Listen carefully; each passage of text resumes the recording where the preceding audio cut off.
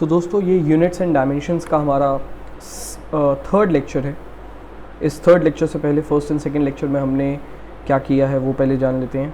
First lecture के अंदर हमने सिस्टम ऑफ यूनिट्स को जाना, यूनिट्स के कन्वर्जन्स को जाना, मैक्रो माइक्रो प्रीफिक्स जाने, एंड उसके बाद एक बहुत इंपॉर्टेंट मेथड की डिस्कशन करी थी हमने फर्स्ट लेक्चर में, that is parallax method. Fine.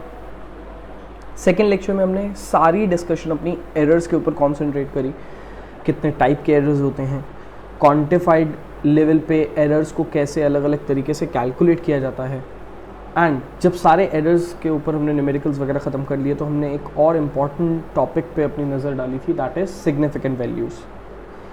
ये थर्ड लेक्चर है दोस्तों। ये third lecture completely dimensional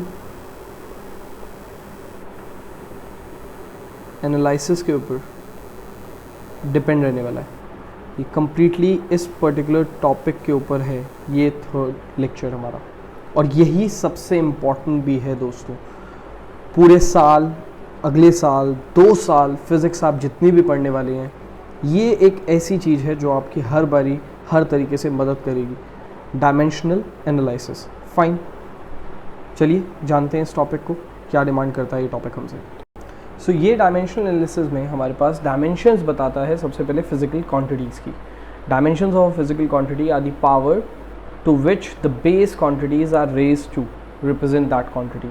basically जो हमारे पास फंडामेंटल क्वांटिटीज़ होती हैं, mass, length, time, temperature, current, luminous intensity, mole, इन सब के हेल्प से कि इन सब की क्या पावर है, उस पावर को रिप्रेजेंट करना इनके साथ, वो होता है डायमेंशंस किसी भी फिजिकल क्वांटिटी की। एग्जाम्पल के तौर पे आपको यहाँ पर दिया हुआ है डायमेंशन वेलोसिटी का, डिस्प्लेसमेंट अपॉन टाइम वेलोसिटी का फॉर्मूला होता है। याद रखिएगा, एसआई यूनिट अगर आपने पता लगा ली तो आप डायमेंशंस पता लगा सकते हैं, और एसआई यूनिट या डायमेंशंस दोनों पता लगाने के लिए सबसे पहले आपको फॉर्मूला पता होना चाहिए। If you don't know the formula then you can not find SI unit और डायमेंशनल फॉर्मूला। फाइन। सो आपके पास वेलोसिटी का फॉर्मूला होता है डिस्प्लेसमेंट अपॉन टाइम, बचपन में पढ़ा था आपने। डिस्प्लेसमेंट एक तरह का लेंथ होता है, तो यहाँ पर देखिए इन्होंने एल से मेंशन किया है डिस्प्लेसमेंट को, और टाइम को टी से, और दोनों की पावर में 1 है, क्योंकि यहाँ पर ये फॉर्मूले के अंदर भी 1 के पावर के साथ यूज़ हो रहे हैं। एल के साथ टी माइनस वन ऊपर चला जाएगा, and using the square bracket around the quantities, इस तरीके से हम मेंशन करते हैं। ये स्क्वायर ब्रैकेट आप देख रहे हैं, इसके अंदर क्वांटिटीज़ होनी चाहिए, इस तरीके से हम मेंशन करते हैं डायमेंशनल फॉर्मूला को। L1 एंड T-1, यहाँ तक तो ठीक है। देखिए M इसने 0 अपने आप मेंशन कर दिया। ये M0 जो होता है ना, अगर MLT में से कोई चीज़ यूज़ नहीं हो रही तो उसकी पावर में 0 आप यूं ही ऐसे ही लिख दीजिएगा, क्योंकि यहाँ मास का कोई यूज़ नहीं हो रहा है, इसलिए मास की पावर 0। सो ये है आपका डायमेंशनल फॉर्मूला, किसकी? वेलोसिटी का डायमेंशनल फॉर्मूला। अब एक्सेलरेशन की बात करते हैं। एक्सेलरेशन के लिए आपने सीखा था velocity upon time, change in velocity upon time. Velocity बोलूँ या चेंज इन वेलोसिटी बोलूँ, यूनिट रहने वाली थी मीटर पर सेकेंड न्यूमेटर में, और मीटर पर सेकेंड मतलब व्हाट, मीटर फॉर एल पर सेकेंड के लिए T-1 न्यूमेटर में, और डिनोमिनेटर में भी टी पड़ा होना चाहिए था, क्योंकि upon time rate of change in velocity होता है। ये टी अब ऊपर जाएगा तो ये -1 हो जाएगा, -1 -2, सो LT-2। लेकिन अगेन देखिए मास का कोई यूज नहीं था, इसलिए यहाँ पर मास 0। फोर्स के लिए इन्होंने बोला मास इंटू एक्सेलरेशन। एक्सेलरेशन का आपके सामने है यूनिट, डायमेंशनल फॉर्मूला आपने सीधा पुट कर दिया एक्सेलरेशन का, राइट। यहाँ पर देखिए सीधा पुट कर दिया। साथ में इस एक्सेलरेशन के कौन आ रहा है? मास के लिए m होता है, तो together with it will be like m1 L1 T-2। कुछ और ऐसी ही फिजिकल क्वांटिटीज जो 11th स्टैंडर्ड में यूज होने वाली है, मैं आपके लिए यहाँ पर एग्जांपल के तौर पे कर रहा हूँ। देखिए सबसे पहले मोमेंटम। सो मोमेंटम होता है mv, जो कि p से डिनोट होता है, जिसमें मास के लिए होगा dimensional formula m, and v के लिए अभी हमने देखा है यहाँ पर क्या है v के लिए फॉर्मूला, देखिए LT-1, यहाँ पर आप लिखेंगे LT-1। अगर इसको टुगेदर विद लिखेंगे तो क्या लिखेंगे? MLT-1। फाइन, ये हमारे पास डायमेंशनल फॉर्मूला हो गया, किसका? मोमेंटम का। और यूज होने वाली चीज़ों में जैसे कि वर्क बहुत बारी यूज होगा। वर्क होता है बेटा फोर्स इंटू डिस्प्लेसमेंट। अगर दोनों सेम डायरेक्शन में। वैसे असली फॉर्मूला उसका ये नहीं है, इस साल आप पढ़ेंगे 9th स्टैंडर्ड तक खाली आपको इतना ही पढ़ाया था, work done force into displacement होता है। असली फॉर्मूला ये नहीं होता वर्क डन का, वो होता है F S cos theta. But अभी हम इससे ही काम चला लेते हैं क्योंकि कॉस थीटा की कोई यूनिट नहीं होती, कॉस थीटा की कोई डायमेंशन नहीं होती। फाइन, सो यहाँ पर एफ की बात करते हैं। फोर्स का देखिए आपने डायमेंशन यहाँ पर लिखा हुआ है, कितना लिखा हुआ है फोर्स का dimension, m1 L1 T-2। As it is लिख लेते हैं इसको, m1 L1 T-2। एंड अगर बात करूं मैं डिस्प्लेसमेंट की तो वो भी होता है L। इसको टुगेदर विद देखिए, m1 वैसे ही रहेगा, base same powers add L1 और इधर भी L1, कितना हो जाएगा L2 और T भी -2। ये वर्क का हो गया फॉर्मूला बेटा।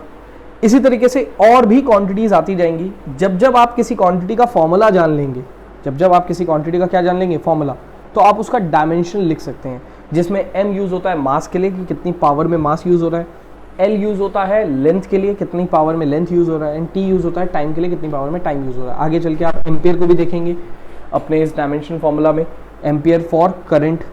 फाइन, केल्विन को भी देख सकते हैं हम लोग टेम्परेचर के लिए। एंड इसी तरीके से हम लोग फाइनली डायमेंशनल फॉर्मूला लिखना सीख जाएंगे। इनिशियली हो सकता है कि थोड़ा हमें ये चीज़ ऐसा लगे कि ये सब लर्न करना पड़ेगा, लेकिन धीरे धीरे फिजिक्स में जैसे जैसे आप आगे बढ़ेंगे, फिजिक्स को जैसे जैसे जानेंगे, क्योंकि फिजिक्स को जानने के लिए फिजिकल क्वांटिटीज़ को जानना पड़ेगा, और फिजिकल क्वांटिटीज़ को जब जानेंगे तो उनका फॉर्मूला तो आएगा ही आपको। और जब वंस आप फॉर्मूला जान जाएंगे तो यही डायमेंशनल फॉर्मूला जो आज आपको लग रहा है कि आपको लर्न करना पड़ेगा, तब यही डायमेंशनल फॉर्मूला आप चुटकियों में निकाल सकते हैं किसी भी फिजिकल क्वांटिटी के लिए। फाइन, तो समय रहते ये आपको चीज़ें लर्निंग हैबिट से आपके ये अर्निंग हैबिट में आ जाएंगी। दो तरीके के टॉपिक होते हैं बेटा, एक लर्निंग टॉपिक होता है पढ़ाई का और एक अर्निंग टॉपिक होता है। लर्निंग टॉपिक्स वो होते हैं जिसमें हमें बहुत मुशक्कत, बहुत मेहनत करनी पड़ती है और तब जाके हम उसको फाइनली सही तरीके से कर पाते हैं। एंड अर्निंग चीज़ें ऐसी होती हैं जो चुटकियों में हो जाती हैं। तो आज की डेट में भले ही ये लर्निंग कैटेगरी में आएगा आपके लिए, बट जैसे जैसे फिजिक्स आगे बढ़ेगी बेटा ये अर्निंग कैटेगरी में आ जाएगा। फाइन, चलिए आगे बढ़ते हैं टॉपिक पे। सो यहाँ पर हमसे डिस्कस किया गया है 4 टाइप की क्वांटिटीज़ के बारे में बेटा। 4 टाइप की क्वांटिटीज़, ऐसी क्वांटिटीज़ जो डायमेंशन के साथ तो होती हैं बट कांस्टेंट वैल्यू होती है उनकी। वैल्यू के आगे डायमेंशंस और यूनिट जैसी चीज़ें तो होती हैं, बट उनकी वैल्यू जो होती है बेटा वो कांस्टेंट होती है। जैसे कि आपके पास यहाँ कुछ एग्जांपल्स दे रखे हैं। Velocity of light in vacuum, इसकी फिक्स वैल्यू है 3 × 10⁸, बट इसकी यूनिट है, राइट। अगर इसकी डायमेंशंस के बारे में आप मुझसे पूछेंगे तो मैं लिखूंगा यहाँ पर m0 L1 T-1, क्योंकि मीटर पर सेकेंड था तो मीटर के लिए बेटा L आ गया पावर में 1, और टाइम के लिए, सेकेंड के लिए जब टाइम आया तो ये सेकेंड ऊपर जाएगा तो T की पावर -1। सिमिलर तरीके से अगर आप बात करते हैं ग्रेविटेशनल कांस्टेंट के लिए बेटा, ग्रेविटेशनल कांस्टेंट के लिए, तो इसको मुझे यहाँ पर आपके लिए सॉल्व करना पड़ेगा। फाइन, ये देखिए मैं यहाँ पर आपके लिए ग्रेविटेशनल कांस्टेंट का सॉल्यूशन देख रहा हूँ डायमेंशनल फॉर्मूले के तहत, क्योंकि ग्रेविटेशनल कांस्टेंट की वैल्यू फिक्स है 6.67 × 10⁻11, लेकिन इसके आगे एक यूनिट है तो इसका डायमेंशनल फॉर्मूला होना चाहिए, और यूनिट है मेरे लिए न्यूटन मीटर स्क्वायर पर किलोग्राम स्क्वायर। ये बचपन में आपको फॉर्मूला पढ़ाया गया था, ये फॉर्मूला भी कैसे आता है, ये यूनिट कैसे आती है, ये भी मैं आपको यहाँ पर याद दिला देता हूँ। सो आप लिखते थे F = G(m1m2/r²), राइट। ये फॉर्मूला आपको याद होगा, directly proportional to the product of the masses and inversely proportional to the square of the distance between their centres. ये अगर आपको फॉर्मूला याद है तो आपको याद होगा कि F = प्रोपोर्शनलिटी कांस्टेंट आता था G, जिसको हम ग्रेविटेशनल कांस्टेंट कहते थे। F = G(m1m2/r²। अब यहाँ पर अगर आप G का डायमेंशनल फॉर्मूला निकालना चाहते हैं तो आप G को रखेंगे अकेले, एंड F के पास जाएगा r², होल अपॉन में आएगा m1m2। ऐसे ही होगा बेटा, F के पास जाएगा r² मल्टीप्लाई होने और m1m2 नीचे डिवाइड होने आएंगे और G अकेला रह जाएगा, राइट। अब बताइए ये G की यूनिट कैसे निकली, यहाँ जो ये यूनिट लिखी हुई है ये देखते हैं अब कैसे निकली। सो F के लिए होगा बेटा न्यूटन, r² के लिए होगा मीटर स्क्वायर, और अपॉन में होगा बेटा किलोग्राम × किलोग्राम, किलोग्राम स्क्वायर। अब आपको समझ आ गया होगा ये यूनिट कैसे निकली। अब यूनिट तक तो ठीक है, ये तो हमने बचपन में भी निकालना सीखी होगी, लेकिन इस साल हम सीख रहे हैं डायमेंशनल फॉर्मूला, तो अब इसका डायमेंशनल फॉर्मूला लिखते हैं। चलिए, न्यूटन के लिए अभी आपको थोड़ी देर पहले मैंने सिखाया है क्या होती है न्यूटन के लिए डायमेंशनल फॉर्मूला।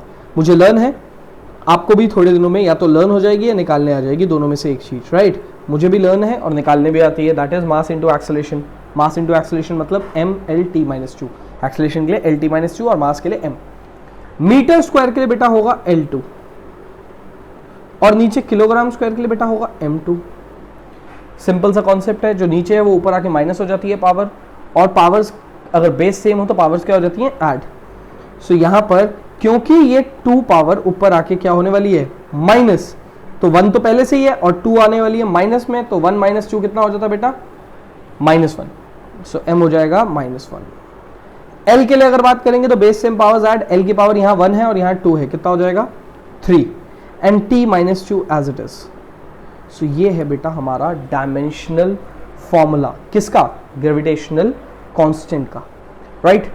इसी तरीके से अगर आप चाहें तो प्लैंक्स कांस्टेंट का भी निकाल सकते हैं, राइट। अब प्लैंक्स कांस्टेंट के लिए बेटा यहां पर देखिए कि आपके पास एक फॉर्मूला होना चाहिए। सबसे पहले प्लैंक्स कांस्टेंट के लिए एक फॉर्मूला होना चाहिए। ये आप इसी साल 11th स्टैंडर्ड में सबसे पहले सीखेंगे बेटा, स्ट्रक्चर ऑफ एटम में formula. And structure of atom में सीखने के बाद नेक्स्ट ईयर, केमिस्ट्री की बात करी है मैंने, स्ट्रक्चर ऑफ एटम, केमिस्ट्री में स्ट्रक्चर ऑफ एटम में आप ये सीखेंगे। एंड नेक्स्ट ईयर बेटा आप मेरे साथ एटम्स एंड न्यूक्लियाई चैप्टर करेंगे, या फिर that dual nature of radiation and matter करेंगे, dual nature of radiation and matter, ऐसे चैप्टर्स में, या इलेक्ट्रोमैग्नेटिक वेव जैसे चैप्टर में। ऐसे चैप्टर्स में आपको यहाँ पर दिखाई देगा कि फोटोन की एनर्जी होती है E = h², फोटोन की एनर्जी होती है E = h², जहां पर h होता है प्लैंक्स कांस्टेंट, E होता है एनर्जी एंड न्यू होता है बेटा फ्रीक्वेंसी। तो h होगा हमारे लिए क्या, E/ν, E/ν। अब अगर हम बात करेंगे h की, सो h के लिए एनर्जी का यूनिट होता है जूल। क्या होता है एनर्जी का यूनिट, जूल। और न्यू फ्रीक्वेंसी जो होता है वो inversely proportional to time period होता है, तो उसके लिए हो जाएगा बेटा 1/सेकंड, 1/सेकंड। तो ये सेकंड होल अपॉन में था, ये यहाँ पर आएगा, ये यहाँ पर आएगा, तो ये हो जाएगा बेटा E के लिए, H के लिए क्या हो जाएगा, H = जूल सेकंड। तो यहाँ पर एक गलती है, उस गलती को हम ठीक कर लेते हैं। यहाँ पर हमारे पास लिखा हुआ था दैट सेकंड की पावर -1 होगी, जैसे कि यहाँ लिखा हुआ था कि सेकंड की पावर क्या हो जाएगी बेटा, -1। सो -1 तो नहीं है पावर, फाइन, पावर -1 नहीं है ये हमारे पास, पावर में तो 1 है क्योंकि सेकंड होल अपॉन से 1 में आ गया। अब बताइए h का अगर यूनिट आपको मिल गया जूल सेकंड, तो क्या आप h का डायमेंशनल फॉर्मूला निकाल सकते हैं, बिल्कुल निकाल सकते हैं। देखते हैं हम कैसे निकालेंगे। सो h के लिए हमें लिखना होगा h = जूल्स के लिए, जो अभी थोड़ी देर पहले हमने वर्क के लिए किया था, जूल्स, क्योंकि वर्क की SI यूनिट होती है तो उसकी डायमेंशनल फॉर्मूला लिखना पड़ेगा m1 L2 T-2, ये हमने लिखा जूल्स के लिए बेटा। और सेकंड के लिए हमने क्या लिखा, T, m तो वैसे ही रह गया, L भी वैसे ही रह गया, बट T-2 एंड +1 क्या हो जाएगा, -1। So base same powers add, आपके पास h का भी डायमेंशनल फॉर्मूला निकल गया। सो ये आपके कुछ एग्जांपल्स थे डायमेंशनल कांस्टेंट, एंड साथ ही साथ कैसे किसी का डायमेंशनल फॉर्मूला निकालते हैं आप सीख चुके होंगे अब इन 3 एग्जांपल्स से। सो यहाँ पर हमारे पास कितनी क्वांटिटीज थी, 4 बेटा। मैंने सिर्फ पहली डिस्कस करी है डायमेंशनल कांस्टेंट, मतलब एक ऐसी क्वांटिटी जिसकी वैल्यू फिक्स्ड है बट उसके पास ऐसा यूनिट है, उसके पास डायमेंशन है। अगला क्वांटिटी हमारे पास डायमेंशनल वेरिएबल।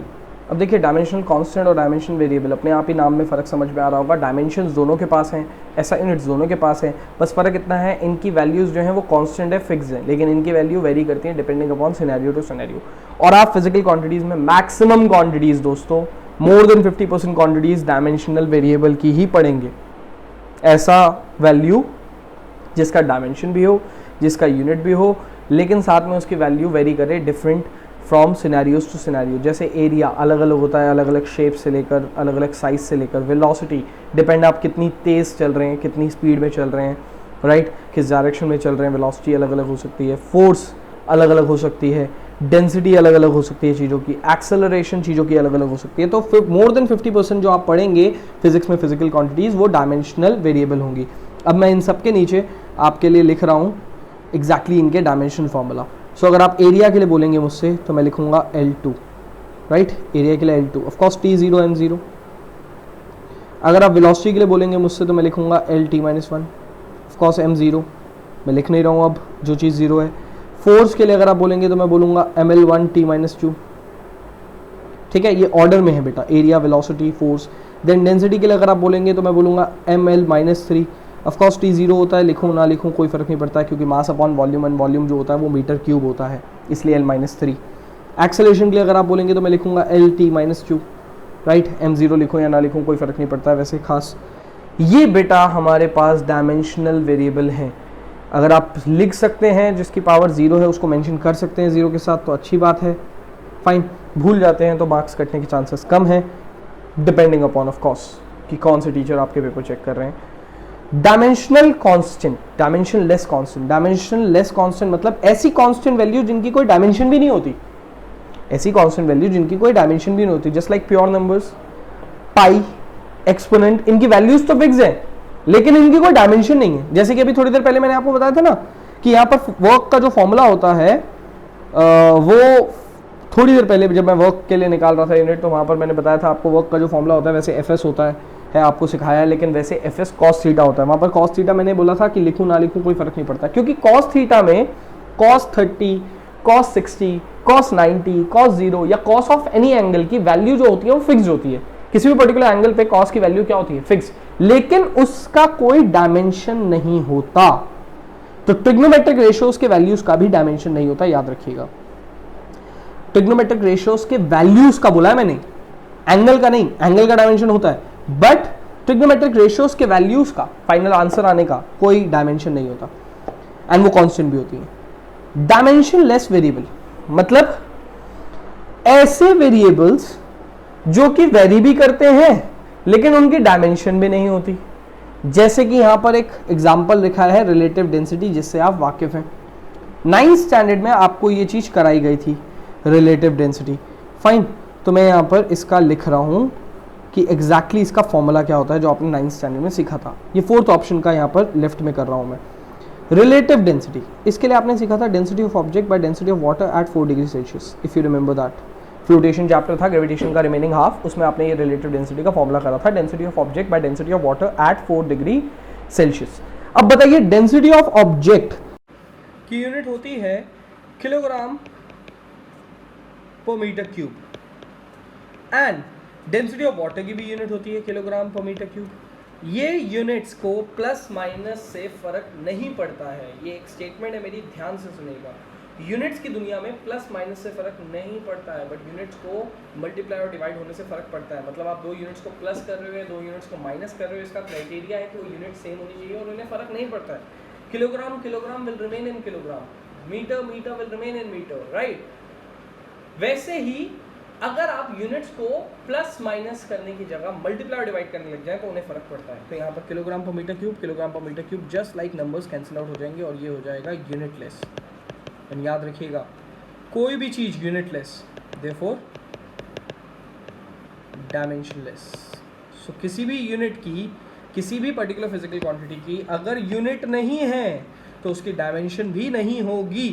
ये इन सब में काम आता है, angle, strain, relative density, specific gravity, coefficient of friction, refractive index, ये जगह जगह पे चेंज कर सकते हैं, वेरिएबल हैं बट इनकी कोई डायमेंशन नहीं होती, इसलिए इनको कहा जाता है डायमेंशनलेस वेरिएबल। इस एक एग्जांपल से आप समझ गए होंगे कि इनको क्यों कहा जाता है डायमेंशनलेस वेरिएबल, क्योंकि इनकी कोई यूनिट नहीं होती है।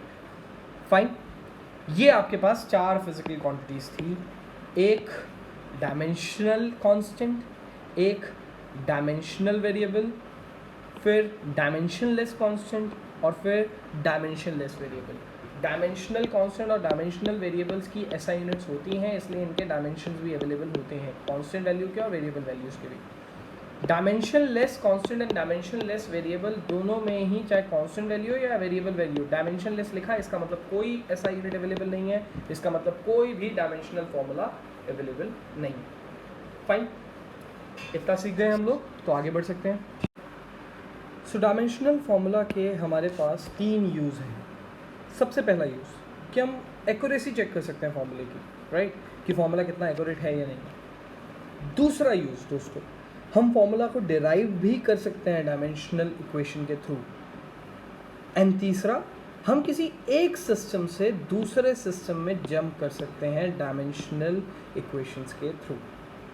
3 यूजेस, ध्यान से सुन लीजिए, इसी तरीके से क्वेश्चंस आते हैं हमेशा। सबसे पहले एक्यूरेसी चेक करना फॉर्मूले की कि फॉर्मूला एक्यूरेट है या नहीं है। दूसरा, डायमेंशनल फॉर्मूला जो है उसको हम उसकी हेल्प से या डायमेंशनल इक्वेशन की हेल्प से हम किसी भी रैंडम फॉर्मूले को डिराइव कर सकते हैं।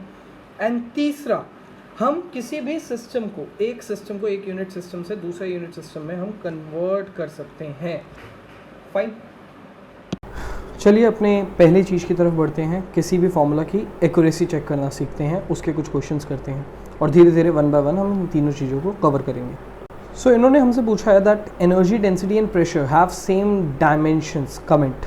तो ये हमारे को एक्यूरेसी चेक करने के लिए कह रहे हैं कि क्या एनर्जी डेंसिटी एंड प्रेशर की सेम डायमेंशन फॉर्मूला होता है नहीं होता है। फाइन, एनर्जी डेंसिटी, अगर इस चीज़ को आप देखेंगे तो आपको दिखाई देगा energy per unit volume, right.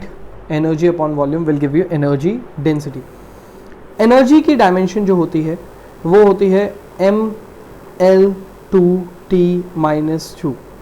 Fine, ये वर्क के फॉर्मूले में जो अभी मैंने थोड़ी देर पहले डिराइव किया था आपके साथ, ये वर्क के थ्रू उठाया मैंने। और अगर वॉल्यूम की अगर आप बात करेंगे तो उसका होता है L3। सॉल्व करेंगे इसको तो आपके पास आंसर आएगा M1 L-1 एंड T2। ये हमारे पास एनर्जी डेंसिटी है। अब बात करते हैं प्रेशर की।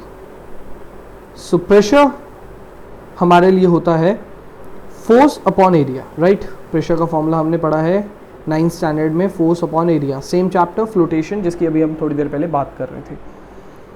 फोर्स, इसकी यूनिट में आपको बता चुका हूं, mL-T-2 होती है, mass into acceleration mL-T-2।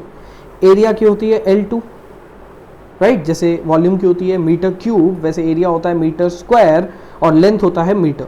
Length, area और वॉल्यूम तीनों में एक एक पावर बढ़ती जाती है L के ऊपर। अगर इसको सॉल्व करेंगे तो हम लिखेंगे M1 L-1 T-2। तो हम लिख सकते हैं yes, density, energy density, not density, energy density and pressure will have same dimensions, right। दोनों की सेम डायमेंशंस हैं, ये हमने इस क्वेश्चन में प्रूव किया, इसकी एक्यूरेसी चेक करी थी इस स्टेटमेंट की। अगले क्वेश्चन की तरफ बढ़ते हैं अपने।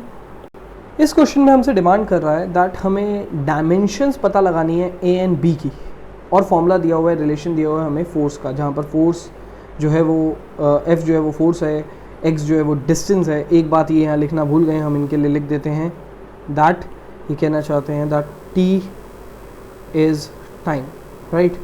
यहाँ पर ये चीज़ मिसिंग थी एंड T इज़ टाइम, ये करेक्शन है इस क्वेश्चन के लिए। सो इस रिलेशन में हमें A एंड B का डायमेंशंस पता लगाने हैं। Fine, so F is equals to AT plus BX। सबसे पहले मैं आपसे पूछना चाहता हूं लेफ्ट साइड में यूनिट क्या है, तो आप बोलेंगे न्यूटन। एंड राइट साइड में अगर दो चीजें ऐड हो रही हैं, तो मैंने कहा था ना ऐड सेम चीजें होती हैं और ऐड होने के बाद कोई फर्क नहीं होता। तो आप बताइए मुझे ऐसी कौन सी यूनिट होनी चाहिए इसकी और इसकी जो कि ऐड हो। ऑफ कोर्स जब ऐड होंगी दो फिजिकल क्वांटिटीज, उनकी यूनिट्स ऐड होंगी तो उनमें कोई फर्क नहीं होना चाहिए, तो दोनों यूनिट सेम होंगी। और ऐड होने के बाद भी कोई फर्क नहीं आता है, unit plus unit will remain unit. और लेफ्ट साइड में कौन सी यूनिट चल रही है, न्यूटन। तो आपको अभी तक समझ आ गया होगा कि यहाँ पर मैं लिखने वाला हूँ इसको भी न्यूटन रहना है, इसको भी न्यूटन रहना है। ये आपके एक बिकॉज के लिए ब्रैकेट में मैंने लिखा है, इसका सॉल्यूशन से कोई मतलब नहीं है, सिर्फ आपको समझाने के लिए यहाँ पर मैंने लिखा है। तो अब बताइए AT का यूनिट क्या है, न्यूटन। AT का यूनिट क्या आया, न्यूटन। A के डायमेंशन फॉर्मूला की बात कर रहे हैं तो न्यूटन अपॉन टाइम लिखना पड़ेगा हमें। एंड अगर मैं बात करूं न्यूटन, तो न्यूटन होता है बेटा mL-T-2, mL-T-2। और अगर मैं टाइम की बात करूं तो फॉर्मूला होता है T। M L T minus two and T, M 1 L 1 T minus 3, ये हमारे ए के डायमेंशंस आए हैं, ये हमारे ए के डायमेंशंस आए हैं जिसमें हमें न्यूटन को इक्वेट करना था ए टी के साथ। चलिए सिमिलरली देखते हैं हम लोग कि हमारे पास b के डायमेंशंस क्या आएंगे। So b x will be also newton, b x में b is equals to newton per x लिखना पड़ेगा हमें। न्यूटन के लिए यूनिट होती है हमारी M L T minus two, upon में x में यूनिट डिस्टेंस है तो l होना चाहिए, और अगर आप इसको सॉल्व करेंगे तो आपको दिखाई देगा एम टी माइनस टू आपकी डायमेंशन आएगी b की। सो a की डायमेंशन क्या आई आपके पास, M L T minus 3, b की डायमेंशन क्या आई आपके पास, एम टी माइनस 2। इस तरीके से आपने डायमेंशंस पता लगाई एक्यूरेसी के मेथड से, क्योंकि आपको पता था कि ये फॉर्मूला, ये रिलेशन एक्यूरेट है, इसलिए ये यूनिट्स को डेफिनेटली सेटिस्फाई करेगा। ये फॉर्मूला एक्यूरेट है तो ये यूनिट्स को डेफिनेटली सेटिस्फाई करेगा, और यूनिट्स को सेटिस्फाई करने की जो कॉन्सेप्ट है उसको अप्लाई करके आपने ए और बी के डायमेंशनल फॉर्मूला निकाले। फाइन, इस क्वेश्चन में कह रहा है in this equation y is equals to a sine, y is equals to a sine omega t minus k x. बेटा ऐसी इक्वेशंस देख के डरिएगा नहीं, मैंने कहा था आपको ये फर्स्ट चैप्टर में आप ये सब कर रहे हैं, आज हो सकता है इसको लर्निंग तरीके से देखना हो चीज़ों को, बट फ्यूचर में यही चीज़ आपकी अर्निंग बन जाएंगी, बिकॉज ये सब फॉर्मूलाज इस पूरे साल आप देखने वाले हैं, अगले 2 साल ऐसे ही कुछ फॉर्मूलाज आप देखने वाले हैं। तो डिफरेंट चैप्टर्स को पढ़ते हुए, डिफरेंट फिजिकल क्वांटिटीज से गुजरते हुए आप ये फॉर्मूले, ऐसे फॉर्मूलेज बहुत सारे देखेंगे। फाइन, बट आज आपके लिए शायद नया हो। ये एक सिंपल वेव इक्वेशन है, इस वेव इक्वेशन में ऑब्टेन करना है हमें डायमेंशनल फार्मूला ऑफ वर्ड के का हमें डायमेंशनल फार्मूला ऑब्टेन करना है। Given x is distance and t is time, x is distance and t is time, and साथ ही साथ यहाँ पर ओमेगा की डिस्कशन नहीं करी तो मैं यहाँ लिख देता हूँ that omega is angular frequency. Fine, फिर omega is what, angular frequency. अच्छा आप देखते हैं ज़रा, ये exactly omega t minus k x हो रहा है, इसका मतलब जब एडिशन एंड सब्ट्रैक्शन किसी चीज़ में परफॉर्म होता है तो वो सेम तरीके से होनी चाहिए, सेम यूनिट होनी चाहिए अगर एडिशन एंड सब्ट्रैक्शन किसी के अंदर परफॉर्म हो रहा है। जैसे कि मुझे यहाँ दिख रहा है ओमेगा टी के एक्स में सब्ट्रैक्शन का साइन, ओमेगा टी और के एक्स के बीच में सब्ट्रैक्शन का साइन, मतलब इस दोनों की यूनिट्स क्या होनी चाहिए, सेम। अगर ऐसा है और इससे भी अगर कोई ब्रॉडली देखना चाहता है चीज़ को तो वो आप देखेगा बच्चा sine bracket of some value, sine of some angle, angle की कभी यूनिट नहीं होती है, एंगल की कभी यूनिट नहीं होती है, सो साइन ऑफ एंगल की ये कोई यूनिट नहीं होगी। इससे ये भी पता चलता है अंदर ब्रैकेट में जो भी है उसकी यूनिट नहीं होगी। अच्छा यूनिट कब नहीं होगी, प्लस और माइनस से तो फर्क पड़ता नहीं है, तो ऐसा नहीं कह सकते आप कि ये यूनिट माइनस ये यूनिट 0 हो गई, नहीं, प्लस माइनस से फर्क पड़ता नहीं है, तो unit minus unit will remain unit. और मैं कह रहा हूँ अंदर की यूनिट ही नहीं है, इसका मतलब इसकी भी यूनिट नहीं होती होगी और इसकी भी यूनिट नहीं होती होगी। चेक करते हैं जो चीज़ें हमें गिवन है उसके साथ। यहाँ पर मुझे बोला गया है omega is angular frequency, right. So omega T को चेक करते हैं पहले। ओमेगा होता है पर सेकेंड, ओमेगा होता है पर सेकेंड, क्योंकि 2 पाई न्यू होता है, 2 पाई की तो कोई यूनिट होती नहीं है क्योंकि वो एक कांस्टेंट है, नंबर है, वो भी डायमेंशनलेस नंबर, डायमेंशनलेस कांस्टेंट जिसकी कोई डायमेंशन नहीं है। और न्यू का होता है पर सेकेंड क्योंकि वो टाइम के इनवर्सली प्रोपोर्शनल होता है, तो ओमेगा की हो गई पर सेकेंड, एंड टी का भी हो गया सेकेंड, टी का हो गया सेकेंड। तो ये सेकेंड और सेकेंड कट गए, इसका मतलब ये क्या है, यूनिटलेस है, यूनिटलेस। ओमेगा टी क्या है, यूनिटलेस। और आपने क्या बोला था, जब किसी के बीच में एडिशन या सब्ट्रैक्शन परफॉर्म होता है तो उनकी यूनिट सेम होती है। तो अगर ओमेगा टी यूनिटलेस है तो के एक्स को भी क्या होना पड़ेगा, यूनिटलेस। के एक्स को भी क्या होना पड़ेगा, यूनिटलेस। देखते हैं जरा के एक्स के लिए, के x should be unitless.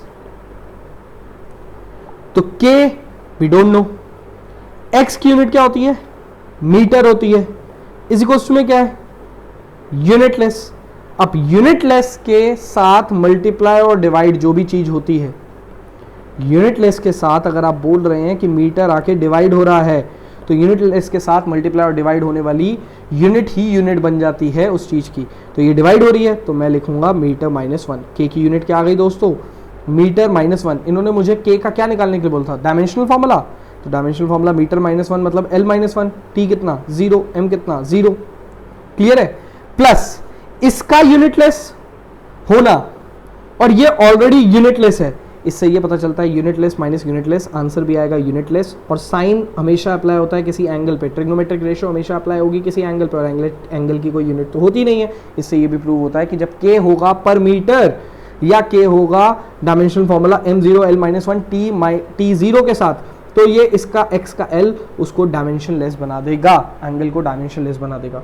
Fine, ये क्वेश्चन इस तरीके से सॉल्व होना था। अगले क्वेश्चन की तरफ बढ़ते हैं। सो ये क्वेश्चन है दोस्तों वंडरवॉल इक्वेशन हमारे पास। इस वंडरवॉल इक्वेशन को आप इस साल पढ़ने वाले हैं केमिस्ट्री के अंदर, और नेक्स्ट ईयर इसी ईयर आप केमिस्ट्री के साथ साथ इसी ईयर इस चीज़ को काइनेटिक थ्योरी ऑफ गैसेस और थर्मोडायनेमिक्स जैसे चैप्टर्स में भी देखेंगे। फाइन, सो ये वंडरवॉल इक्वेशन जो है, इसके अंदर इन्होंने हमसे पूछा है ए एंड बी की डायमेंशंस बताइए। ए एंड बी की डायमेंशंस, अभी तक जितना आपने सीखा उससे आपको बहुत अंदाज़ा लगने वाला है दोस्तों, थोड़ा ध्यान दीजिएगा। इट्स जस्ट बिफोर मैं ए और बी की डायमेंशन आपको बताऊं, आपको अपने मन में ये डिसाइड कर लेना है कि डायमेंशन पता लगानी कैसे है। डायमेंशन एग्जैक्टली जानने से पहले उसके रास्ते को जानिए। और आपको क्या दिख रहा है? क्या आपको यहाँ पर एडिशन और सब्ट्रैक्शन जैसे साइन दिख रहे हैं? और अगर दिख रहे हैं तो जितनी देर से हम बात कर रहे हैं, हम क्या बात कर रहे हैं? कभी भी दो क्वांटिटीज़ के बीच में एडिशन होता है, इसका मतलब दोनों क्वांटिटीज़ की यूनिट क्या होती है? सेम। इन दो क्वांटिटीज़ के बीच में सब्ट्रैक्शन दिख रहा है, इसलिए दोनों क्वांटिटीज़ की यूनिट क्या होगी? सेम। तो डायमेंशनल फॉर्मूला निकालना आसान हो जाएगा। P plus A by V square lead us to say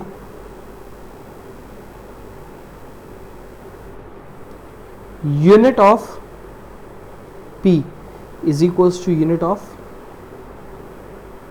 A by V square। Fine, चलिए देखते हैं यूनिट ऑफ P क्या है हमारे पास। P की यूनिट यहाँ पर ये प्रेशर की तरह रोल प्ले कर रहा है, और प्रेशर की यूनिट होती है हमारे पास पास्कल, या पास्कल बोलूँ या न्यूटन पर मीटर स्क्वायर बोलूँ, बात क्या है? सेम। पास्कल बोलूँ या फोर्स अपॉन एरिया से न्यूटन पर मीटर स्क्वायर बोलूँ, बात क्या है? सेम। ए की यूनिट या ए का डायमेंशन फॉर्मूला हमें जानना है, और वी का होता है मीटर क्यूब, लेकिन इस मीटर क्यूब के ऊपर भी क्या है बेटा? स्क्वायर, तो ये हो जाएगा metre 6। So a is equals to what? Newton into metre की पावर 6 अपॉन मीटर स्क्वायर। ये मीटर 6 ऊपर गया, ये मीटर स्क्वायर ने 6 को काटा कितने पे? 4 पे।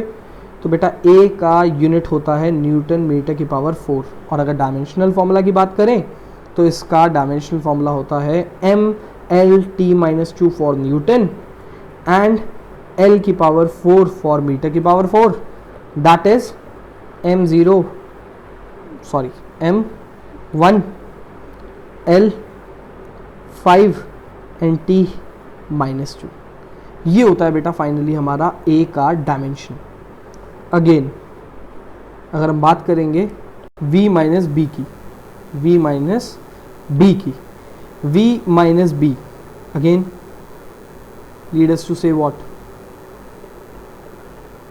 That unit of V is equals to unit of B, क्योंकि सब्ट्रैक्शन या एडिशन सेम यूनिट्स के बीच में होता है। V की यूनिट होती है दोस्तों मीटर क्यूब, देखो B की यूनिट भी होगी मीटर क्यूब, तो B का डायमेंशन फॉर्मूला हो गया L3T0M0। फाइन, ये हमारा डायमेंशन फॉर्मूला है B का। सो हमारे पास A का डायमेंशन क्या आया आंसर के लिए? A का डायमेंशन आया हमारे पास M1 L5 T-2, और B का डायमेंशन हमारे लिए क्या आया? M0 L3 T0। फाइन, ये हमारा फाइनल आंसर है। चलिए अगले कॉन्सेप्ट की तरफ बढ़ते हैं और चीज़ों के करेक्शंस के ऊपर बात करते हैं। Fine, so this topic says all formula is correct in which dimensions of LHS of relation is equals to dimension of RHS। हर वो फॉर्मूला करेक्ट है जिसमें डायमेंशंस जो हैं वो किसी भी पर्टिकुलर LHS की RHS के डायमेंशन से मिलती हैं। फाइन, हर वो फॉर्मूला करेक्ट है। इसके ऊपर क्वेश्चंस देखते हैं हम लोग। This question says that check the correctness of the relation FC is equals to mv square by r। मैं आपको वैसे ही बता देता हूँ ये फॉर्मूला करेक्ट है, ये आगे चल के आप पढ़ने भी वाले हैं सेंट्रीपिटल फोर्स के फॉर्म में। फाइन, ये सेंट्रीपिटल फोर्स का फॉर्मूला है mv स्क्वायर बाय r। अगर आपने 9th स्टैंडर्ड में मोशन चैप्टर पढ़ा है और वहाँ पर यूनिफॉर्म सर्कुलर मोशन पढ़ा है सो माइट बी चांसेस वो टीचर ने आपको ज़रूर बताया होगा ये formula FC is equals to mv²/r uniform circular motion में, बट अगर नहीं भी बताया तो इस साल ये बहुत जगह काम में आने वाला है, इस 1-2 साल में ये बहुत जगह काम में आने वाला है। एंड क्योंकि ये बहुत जगह काम में आने वाला है तो मैं आपको इसकी एक हिडन बात बताता हूँ, जो बात तो मैं अभी बताऊँगा लेकिन समझाऊँगा समय आने पर। दैट इज़, ये खुद पैदा नहीं होता, ये किसी और की वजह से पैदा होता है। सेंट्रीपिटल फोर्स का ये फॉर्मूला mv²/r खुद ब खुद पैदा नहीं होता, ये ज़रूर किसी ना किसी और की वजह से पैदा होता है, ये हमेशा खुद नहीं पैदा होता। फाइन, ये स्टेटमेंट याद रखिएगा और इस स्टेटमेंट को समय आने पर जगह जगह पर इस चीज़ को देखेंगे। फ्रिक्शन में देखेंगे, ग्रेविटेशन में देखेंगे, नेक्स्ट ईयर इलेक्ट्रोस्टैट में देखेंगे, एटम के अंदर देखेंगे, न्यूक्लियस के अराउंड घूमते हुए इलेक्ट्रॉन्स में इसको पाएंगे, प्लैनेट्स को सन के अराउंड घूमते हुए पाएंगे इस चीज़ को, तब ये बात और अच्छे से समझ में आएगी। फाइन, अभी के लिए जो क्वेश्चन की डिमांड है करेक्शन चेक करना, उसको करते हैं। FC is equals to mv²/r, क्योंकि FC एक सेंट्रीपिटल फोर्स है लेकिन है तो एक तरह का फोर्स ही, तो क्यों ना इसको हम न्यूटन लिखें। M मास है किलोग्राम, वेलोसिटी मीटर पर सेकेंड का स्क्वायर, होल अपॉन में मीटर। न्यूटन के लिए हम लिखेंगे यहाँ पर क्या, mLT-2, और राइट साइड का डायमेंशन में m, देन L2 T-2, ये तो हो गया हमारा किस में, न्यूमरेटर में, और डिनोमिनेटर में है L। सॉल्व करेंगे तो आपको दिखाई देगा mLT-2 लेफ्ट साइड में भी आ गया और राइट साइड में भी आ गया। जब same dimension left and right में आ जाती है तो फॉर्मूला करेक्ट होता है। यही स्टेटमेंट थी इस पर्टिकुलर टॉपिक की, जो कि हमने चेक किया है कि हाँ ये फॉर्मूला क्या है, करेक्ट। चलिए इसी तरीके के अगले क्वेश्चन पे बढ़ते हैं और ऐसे ही किसी और के फॉर्मूले को चेक करते हैं कि वो करेक्ट है या नहीं। तो ये क्वेश्चन हमसे डिमांड कर रहा है कि हम करेक्टनेस चेक करें टाइम पीरियड की।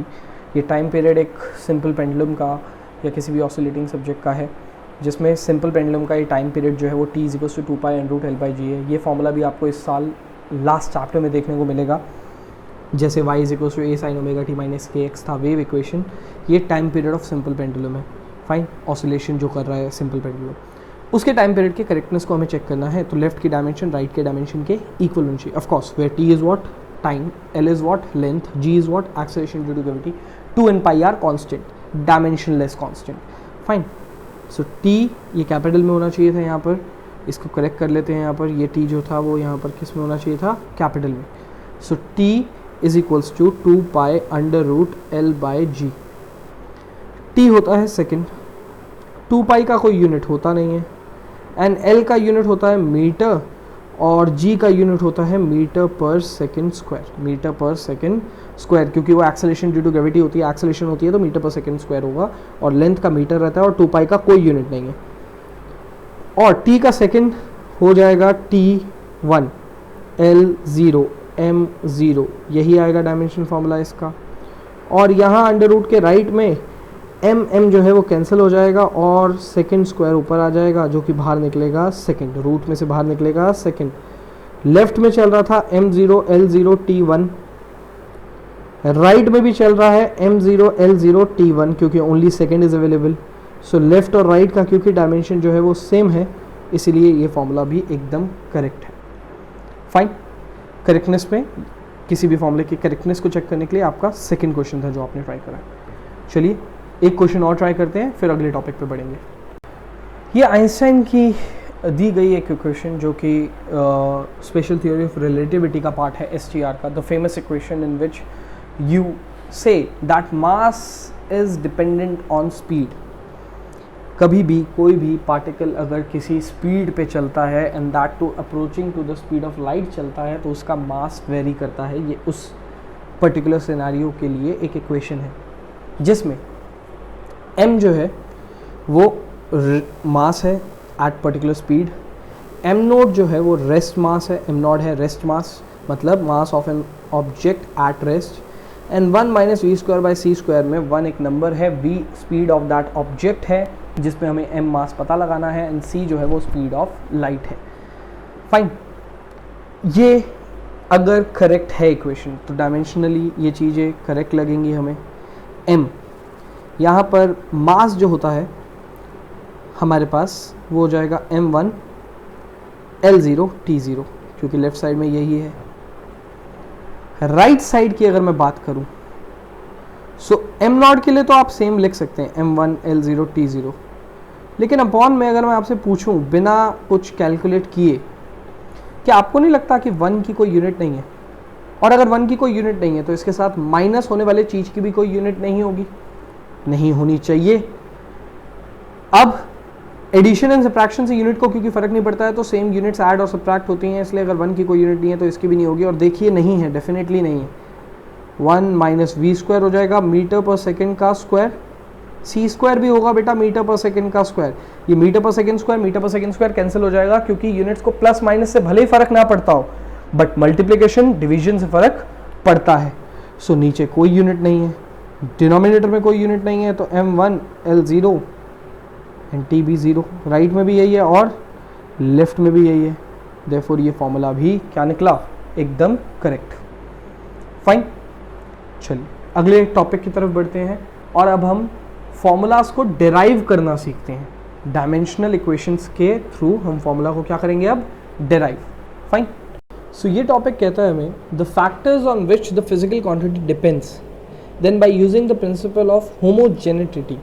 दैट इज आप इक्वेशंस बनाते हैं, पावर्स जनरली अपने मन से डालते हैं और इन पावर्स को कंपेयर करते हैं, लेफ्ट एंड राइट के पावर्स को कंपेयर करते हैं एंड उसके थ्रू आप डिराइव करते हैं फिजिकल क्वांटिटी का डायमेंशनल फॉर्मूला। फाइन, ये वो प्रोसेस है। अब इस प्रोसेस को अप्लाई करना सीखते हैं क्वेश्चंस के ऊपर, ताकि और अच्छे से समझ में आए what does this topic demands to us. So दोस्तों, यहाँ पर हमारे पास बोला गया that frequency of vibration of a string may be depend upon length of the string, tension of the string and mass per unit length of the string. Fine, इस method को apply करना है हमें एंड इसका dimensional formula निकालना है। तो चलिए देखते हैं हम कैसे इस चीज़ को अप्लाई कर पाएंगे। यहाँ पर हमने लिखा that frequency is directly proportional, और जो जो बातें इन्होंने बोली वो हमने लिखी। लेंथ ऑफ द स्ट्रिंग मतलब लेंथ की power a, tension of the string मतलब t की power b, and mass per unit length of the string that is m by l की पावर c। यहां पर हमारे पास आया m बाय l की power c। Fine, now frequency के लिए हमारे पास हो जाता है t माइनस 1, राइट। यहाँ पर हम फ्रीक्वेंसी के लिए लिख सकते हैं t माइनस 1 L0 M0, क्योंकि फ्रीक्वेंसी में बार बार आपको बता चुका हूँ इन्वर्स होता है टाइम पीरियड का, तो टाइम पीरियड नीचे आएगा तो उसका सेकंड नीचे आएगा, सेकंड ऊपर आके हो जाता है -1, तो t माइनस 1 फ्रीक्वेंसी का डायमेंशन है t माइनस 1।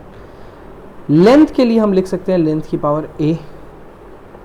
टेंशन बेटा एक तरह का फोर्स होता है, तो टेंशन अगर एक तरह का फोर्स है तो टेंशन के लिए लिख सकते हैं हम m1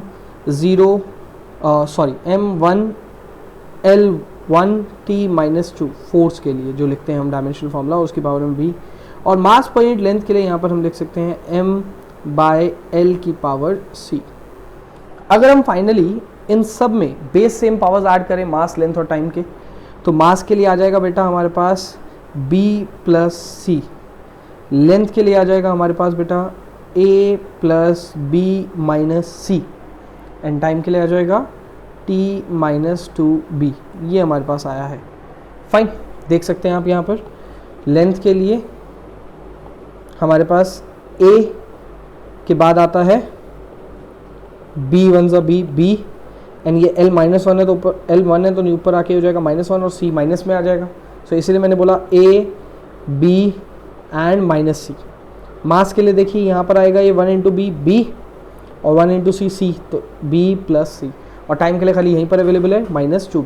फाइन, इसको left side m0 L0 T minus 1 के साथ कंपेयर करना है। तो हमने माना फ्रीक्वेंसी जो है वो किस किस चीज़ों पे डिपेंड करती है, प्रोपोर्शनली डिपेंड करेगी, length, time and mass per unit length पे, उसके साथ हम यहाँ तक पहुँचे हैं। अब चीज़ों को कंपेयर करते हैं। कंपेयरिंग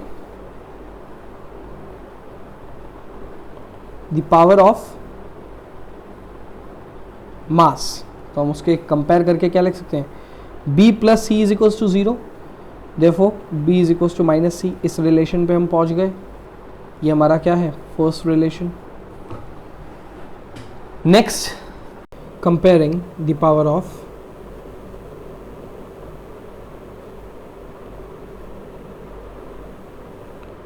लेंथ, मास का कंपेयर करके अब लेंथ को कंपेयर कर रहे हैं, तो हम लिखेंगे a plus B minus C is equals to 0, क्योंकि लेंथ भी यहाँ पर 0 है। अच्छा, फर्स्ट इक्वेशन से देखिए, फर्स्ट इक्वेशन में हमने लिखा था b को माइनस सी, राइट। सो यहाँ b की जगह माइनस सी लिख सकते हैं, तो minus C is equals to 0, तो a इज इक्वल्स टू क्या आ गया, 2c, क्योंकि माइनस सी माइनस 2c वो इधर आके प्लस हो जाएगा, माइनस 2c इधर आके प्लस हो गया। ये आपकी सेकेंड इक्वेशन, फाइन। ये आपकी क्या है, सेकेंड इक्वेशन। लास्ट चीज क्या है, comparing the power of time, comparing the power of time. तो टाइम को, पावर को कंपेयर करेंगे, तो आप कंपेयर करेंगे माइनस 2b को माइनस 1 से, माइनस 2b को माइनस 1 से कंपेयर करेंगे, तो b का आंसर क्या आएगा, हाफ। b का आंसर क्या आ गया बेटा आपका, हाफ। इस b के आंसर हाफ को आप सेकेंड इक्वेशन में, first equation and second equation में 1 बाय 1 पुट करेंगे, तो आप आंसर के पास पहुंच जाएंगे ए और सी के भी, फाइन। तो सबसे पहले हम फर्स्ट इक्वेशन में b की वैल्यू पुट करते हैं ताकि c की वैल्यू निकले। So put value of b in first. So b की वैल्यू हाफ है और माइनस सी था, therefore c is equals to minus half, c is equals to minus half. ये हमारे पास c का आंसर निकला। Now put value of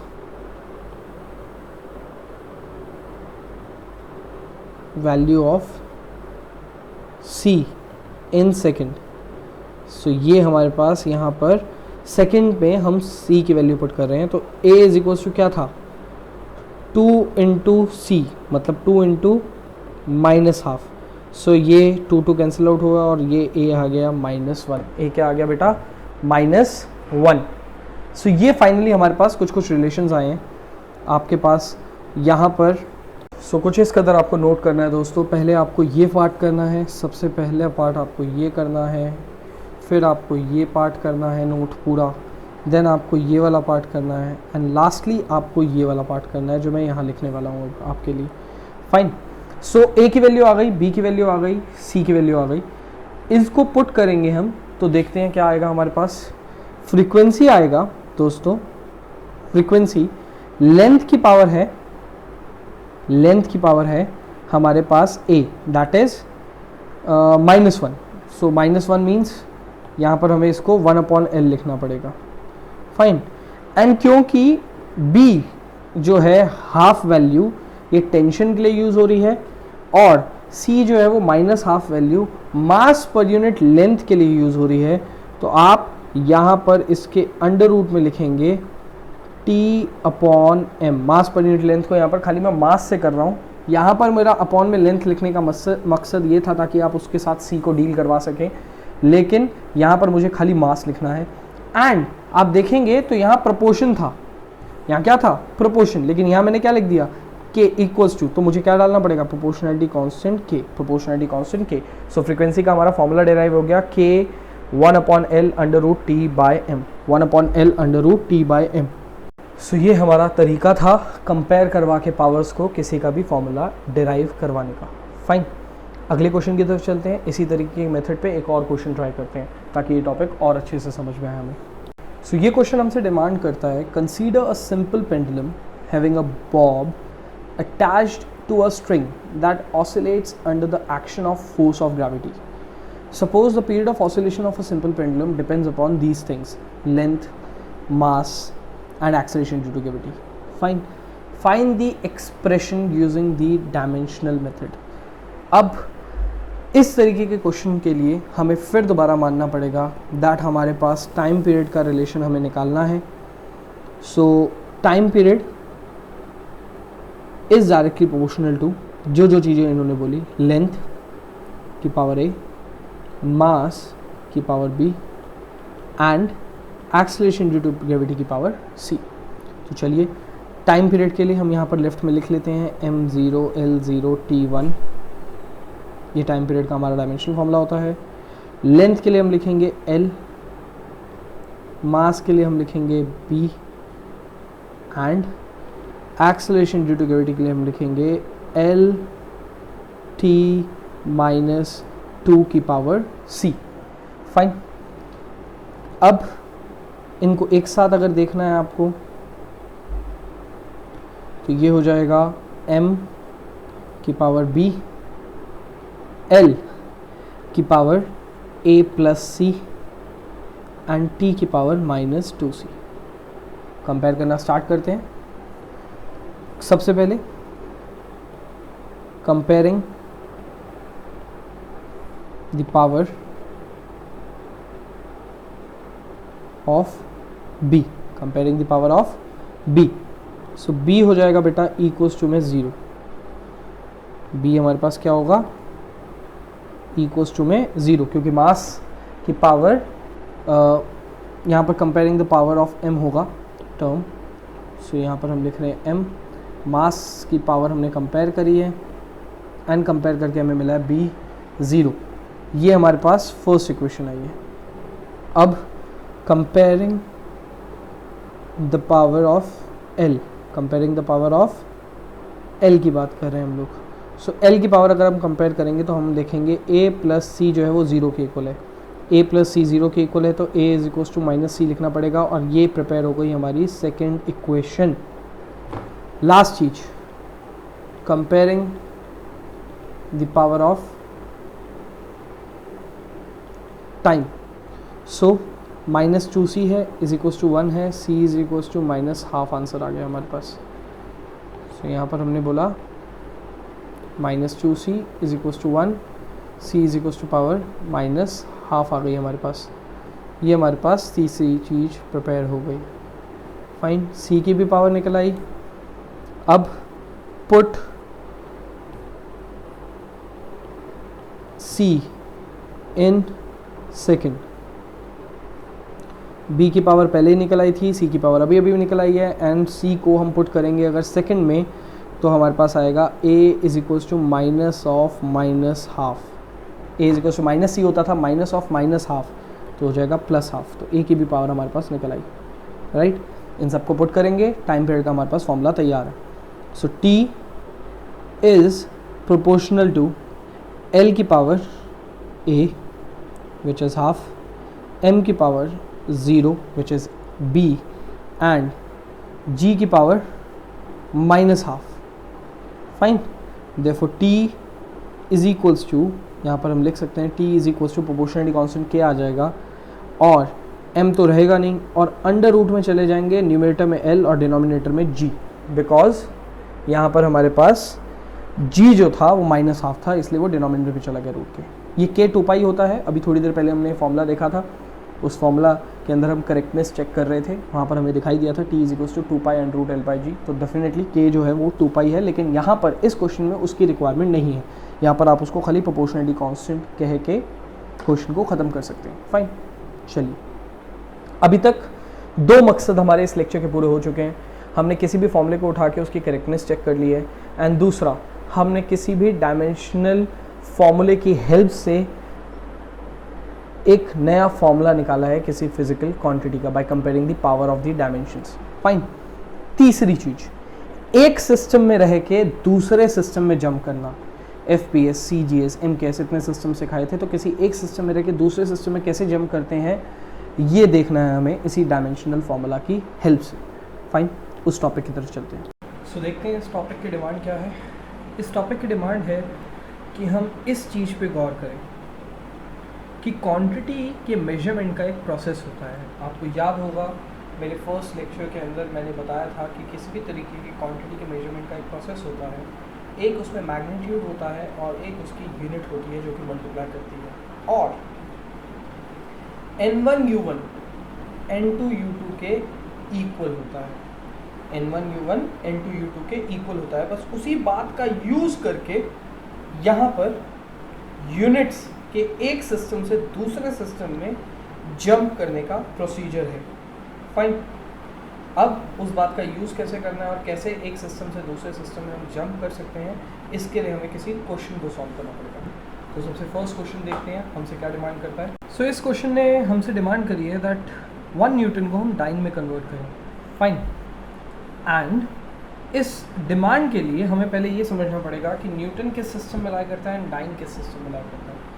Newton लाई करता है दोस्तों एसआई यूनिट सिस्टम या एमकेएस के अंदर, where as dyne fall under CGS. So इसके लिए हम लोग लिख सकते हैं that N2 is equals to N1, and क्योंकि ये फोर्स की यूनिट है तो फोर्स के पहले डायमेंशनल फॉर्मूला लिख लेते हैं, वो होता है mLT-2। Fine. So N2 is equals to N1 upon M1 upon M2 की power A, and then L1 upon L2 की power B, then T1 upon T2 की पावर C। सो यहाँ पर हमारे पास आएगा 1 किलोग्राम अपॉन 1 ग्राम की power 1, then 1 metre upon 1 centimetre की पावर 1, देन दोनों ही सिस्टम में 1 सेकेंड होता है, टाइम 1 एंड टाइम 2, उसकी पावर है -2। फाइन। इसको सॉल्व करेंगे तो हमारे पास आएगा 10⁻³ ग्राम अपॉन 1 की power 1, then 10⁻² centimetre upon 1 centimetre की power 1, and then 1 second upon 1 second की power -2 is equals to N2। So यहाँ पर हमारे पास सॉल्व होने के लिए देखते हैं हम लोग, फाइनली N2 आ जाएगा 10⁻³ मल्टीप्लाइड बाय 10⁻² इंटू 1। ग्राम से ग्राम कट गया, सेंटीमीटर से सेंटीमीटर कट गया, सेकंड से सेकंड कट गया, इतना मैग्नीट्यूड है हमारे पास। N2 is equal to 10⁵ magnitude आया, therefore 1 newton is 10⁵ dyne. 1 newton is 10⁵ dyne. ये फाइनली हमारा रिजल्ट आया है। चलिए और क्वेश्चंस पे अप्लाई करते हैं इसी कॉन्सेप्ट को और देखते हैं कैसे एक सिस्टम से हम दूसरे सिस्टम में जंप कर सकते हैं। बेटा क्योंकि ये क्वेश्चन है एनर्जी के बारे में, तो सबसे पहले हमें एनर्जी की यहाँ पर डायमेंशन पता होनी चाहिए, जो कि होती है mL2T-2। फाइन। अब generally same formula N2U2 is equals to N1U1, N2U2 is equals to N1U1। N2 है अर्ग्स में यूनिट, N1 है 10 और यूनिट है उसकी joule. So N2 is equals to 10 joule by erg जैसी चीज़ को आपको कंपेयर करना है। सो अगेन आप 10 लिखेंगे, जूल्स के लिए बात करेंगे M1 अपॉन M2 की power A, then L1 upon L2 की power B, and then last में T1 अपॉन T2 की पावर C। सो इस 10 के साथ क्योंकि जूल था तो यहाँ M के लिए लिखना पड़ेगा किलोग्राम अपॉन 1, अर्ग के लिए लिखना पड़ेगा ग्राम की पावर A 1, L1 के लिए लिखना पड़ेगा 1 मीटर, इसके लिए लिखना पड़ेगा 1 सेंटीमीटर की पावर 2, एंड T1 के लिए लिखना पड़ेगा 1 सेकेंड और इसके लिए भी 1 सेकेंड की पावर -2। अब 10 ब्रैकेट में 10⁻³ ग्राम बाय 10 बाय 1 ग्राम की पावर 1, 10⁻² सेंटीमीटर बाय 1 सेंटीमीटर की power 2, and 1 second by 1 second की पावर -2। सो इसमें भी अगर आप सॉल्व करेंगे इस चीज़ को, सो यहाँ आपको ग्राम ग्राम कैंसिल होता हुआ दिखेगा, centimetre centimetre cancel, second second cancel. तो जनरली अगर सिर्फ मैग्नीट्यूड की बात की जाए सो मैग्नीट्यूड वाइज आपका ये क्वेश्चन होगा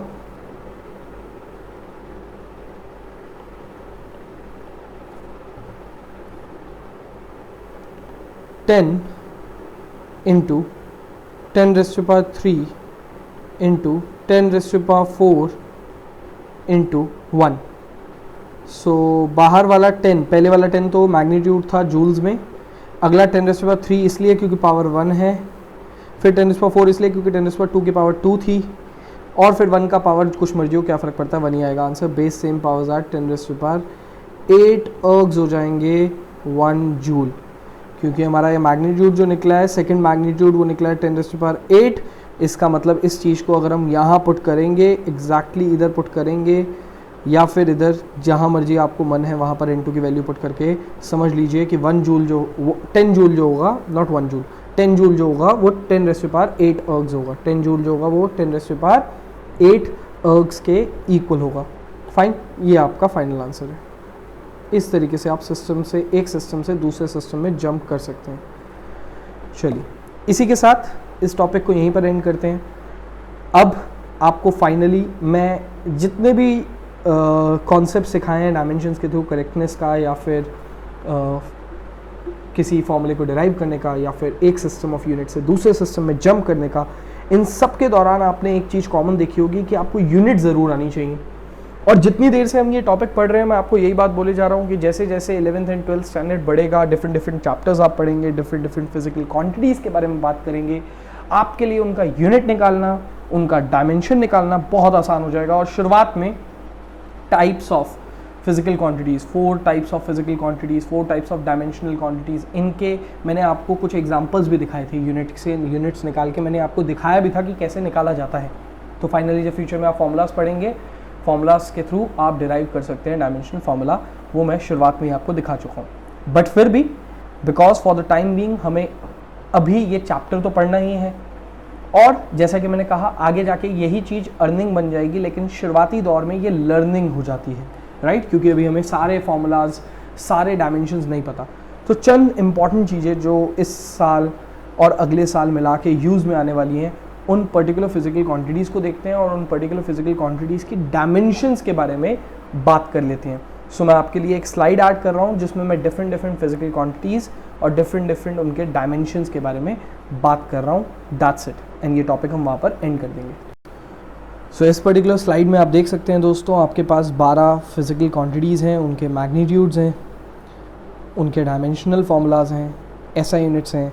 ये सब आपको असाइनमेंट में मिल जाएगा.